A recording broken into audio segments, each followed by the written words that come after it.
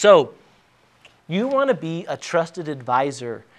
And as part of this, you need to think of yourself as a trainer, as a teacher, as a leader, as a guru, not as a salesman. As we talked about earlier, the dynamic is totally different when someone approaches the guru on the mountain and climbs for days and days on their pilgrimage versus when you're the salesman and you go to people and say, will you please buy my stuff?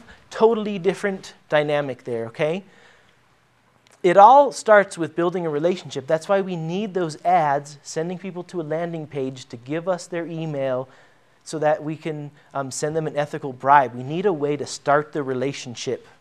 And over time, as we send them great content, which we'll talk about in a minute, as we'll build that relationship and they will trust us and they will value our opinion highly, just like people, maybe not as much, but the same phenomenon as when Oprah says in passing, hey, I read this book and it was great, and it hits #1 on New York Times bestseller. That's because she is their trusted advisor. Here are some of the letters that Dr. Johnny Bowden gets. We get these love letters all the time, and I don't mean by, ladies who think he's attractive. I mean people that he's transforming their lives, and they say things like, you're my heroes, you saved my husband's life, I stopped taking my medication, all these things that I never thought I could do before, I've learned to do.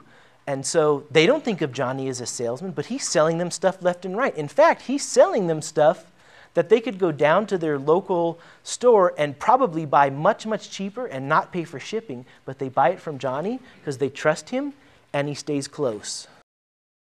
Doc Locke here. I hope you enjoyed this video, and if you did, you should know that it's an excerpt from a 77-minute presentation called How to Attract, Convert, and Retain Loyal Customers.